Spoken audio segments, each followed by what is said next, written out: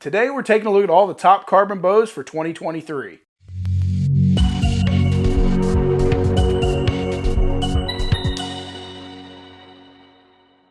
Just a reminder guys, head on over to mikesarchery.com to pick up any of our latest logo gear. We got plenty of hats and shirts as well as any gear you might need for your next adventure. Welcome back to Mike's Archery's YouTube, and today we are diving into a comparison across the board of the new carbon bows for 2023. Now we've got 4 models to look at, and that's going to be the Hoyt RX-7, which is technically a 2022 bow that carried into this year with a few new colors, the Bowtech Carbon One, as well as the PSE Mach 34 with an E2 cam, and the Elite Era.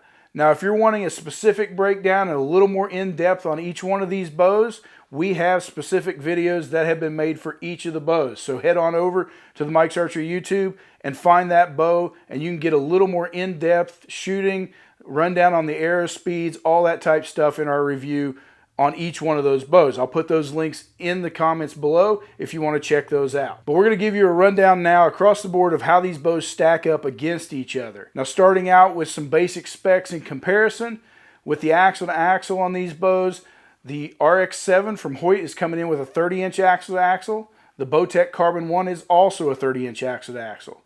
Then you've got the Elite Era at 31.25-inch axle to axle, and then the Mach 34 with a 34-inch axle to axle is going to give you that longest axle to axle stance on these bows. So if a longer bow is what you like and that's more your wheelhouse, then you're probably going to want to lean towards that PSE rather than the others being more towards that 31.25-inch axle to axle on these bows. They are a little shorter, so like I said, if you're a bigger guy, taller guy, you're going to want to lean that direction. Now when you look at brace height on each of these bows, they've got a pretty decent spread across them. Now the Hoyt comes in with 6.25-inch brace height, followed by the Bowtech with 6.63 inches, and next would be the PSE with a 7.125-inch brace height, and the Elite Era has the highest brace height at 7.25. Now from a forgiveness standpoint, the higher the brace height, typically the more forgiving the bow. So the Elite is probably going to be the more forgiving out of these 4 just because you've got the higher brace height at 7.25 and then a little longer axle to axle than the Hoyt or the Bowtech. But again, PSE with their full draw stability, a 7.125-inch brace height, and a 34-inch axle to axle is going to be most likely the most forgiving of the platforms that you're looking at in these carbon bows. Now when you look at let off, you've got some adjustability on most of these. The Hoyt's going to be able to adjust your let off at 80 or 85% on that draw stop module peg. Now the Bowtech is the one that doesn't have any adjustability on the let off. It's coming to you at an 85% only. From there, PSE has got a wide range on that E2 cam from 80 to 90%, and you can adjust that with the draw stop peg. And you can also trade that out for a low let off mod if you're wanting something with a 70 or 75% let off. You can get a low let off mod and change that out. From there, you've got the Elite Era, and from a let off standpoint and adjustability standpoint on that new SP cam, it is going to be the most advanced.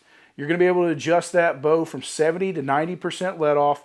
And with that new V2 micro mod, you're going to be able to adjust that let off in 1% increments across the board from 70 to 90. The bow is going to come with a standard performance mod on it, and you can also add on an extra smooth mod or even a 75% mod. But you're going to be able to adjust not only your let off, but also your holding weight and just overall feel of that bow with that micro mod on there. Elite has definitely got the most technology built into your let off options and adjustability. Now even though Bowtech does have just a specific 85% let off, you do have that flip disc technology on that bow, so you are able to just flip that mod over and get a comfort setting or a performance setting equally out of this bow. Now Bowtech traditionally ships everything on comfort setting, and if you want that bump of an extra 8 to 10 feet per second, just flip that disc over and you'll get a little harder draw cycle and pick up a few feet per second. Now when we look at the weight of these carbon bows, traditionally that would be one of the main reasons you would go to a carbon bow, is to shave some ounces or even pounds off of your setup. Now when we look at these new carbon bows, they are all coming in fairly close. Now PSE comes in as the lightest with an advertised weight of 3.65 pounds. And like we do here at Mike's Archery, out of the box we weighed that PSE and we got 4 pounds even.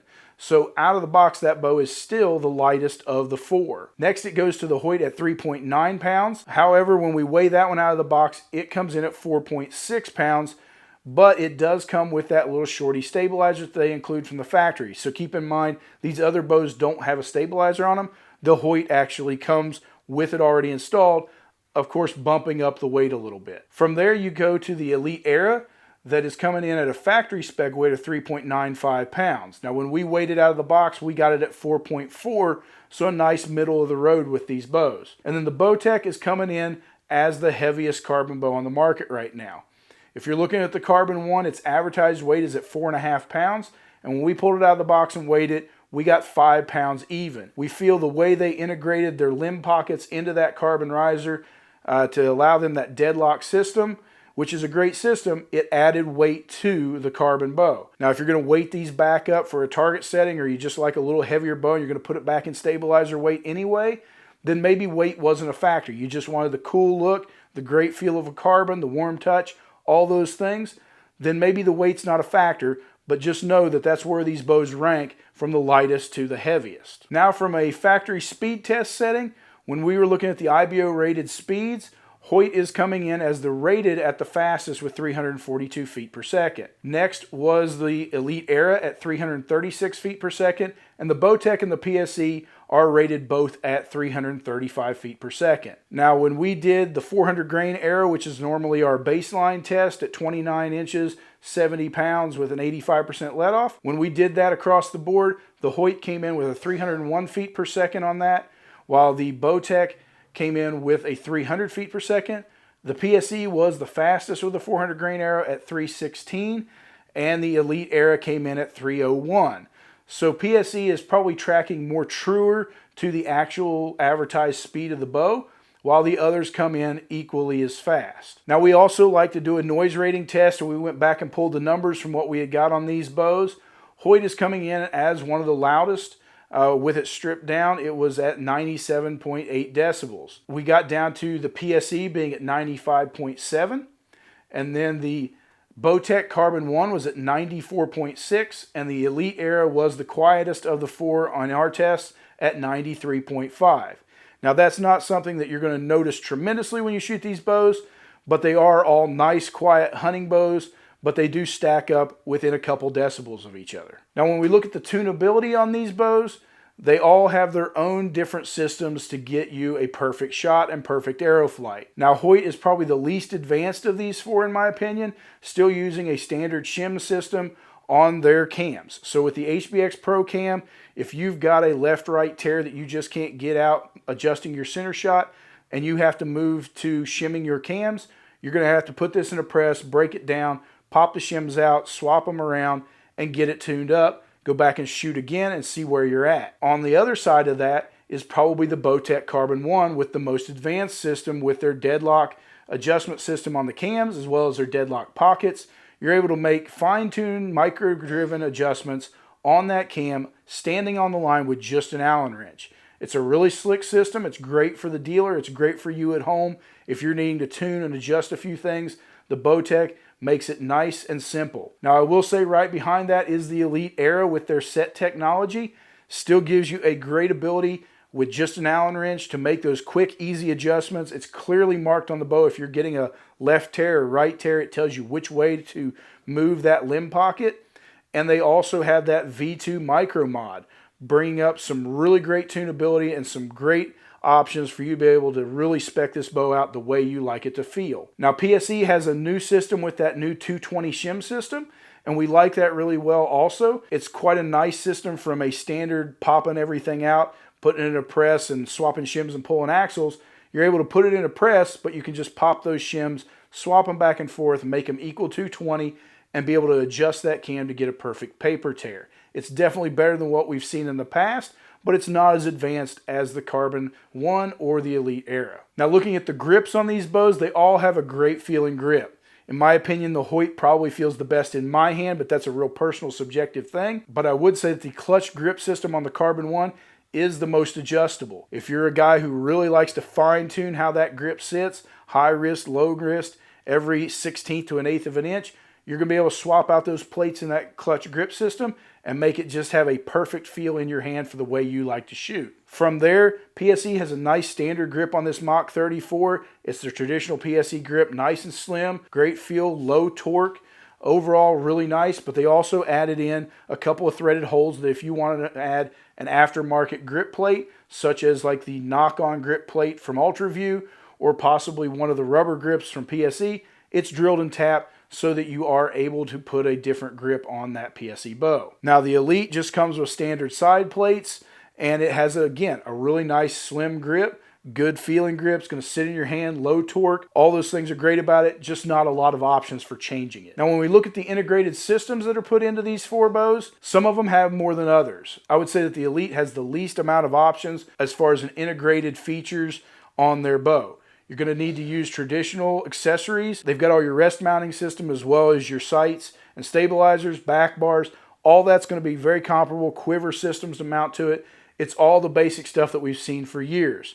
But it does not have any integrated inline systems that we see out of these other models. Now the Hoyt probably has the most extensive system, coming at you with the pick rail sight system to move that sight inline. You're able to use an integrated QAD rest as well as several other of those dovetail integrated rests that are coming from other manufacturers to mount that directly in line at the rest point, allowing you to use Hoyt's quiver system, bring everything in tighter to the bow for a little better balance, a little more feel to it. It just slims everything down and brings it more centered. Hoyt also has that SL sidebar bracket that you can mount directly in the riser rather than have to have a bushing in the back. It also allows you to mount some go sticks on the front. Also going to give you the ability to set that bow down, and it's going to stand up in a blind or on the range when you're shooting it. From there, you've got the PSE Mach 34. It does have the ability to use the integrated rest system. Now they chose to not only give you the option to use the QAD dovetail integrated system, but they also gave you the 2 drilled holes so that you can use Hamsky's core system on the rest. You can swap those out, mount whichever one of those integrated rest systems you would like. From there, there's not a lot of other things other than maybe their sling system that integrates into it, but that's about it. Now as far as you getting to the Bowtech, again, they've got the integrated QAD dovetail system on the back for your rest, and after that, everything else is going to be stock accessories. Now let's talk about the overall feel and shot of these bows. Now when you're drawing these bows back, the draw cycles are very similar. They have a little bit of tweak here and there as to when they peak, when they break over, and how smooth they are, but they all feel really good. We highly recommend you stopping in at your shop or our shop here at Mike's Archery and shooting these bows if you're ready to pick one out, because the feel for you is always different than the feel for me, and what is best for you, you're going to figure it out as you shoot these bows. They all have a solid back wall and a great feel. Now I will say that the Elite is the only one with a limb stop option. The other 3 have cable stops, which again are solid. You come over at full draw, they sit very solid for a cable stop. But if you truly want that rock solid back wall that you can just stand on and pull through, the Elite's going to be the only one that you have with a limb stop option. Now as far as after the shot, they're all dead in the hand. They're all very low vibration, very quiet, great shooting bows. Again, they have somewhat of a carbon feel, which is a little different than aluminum if you haven't shot them before.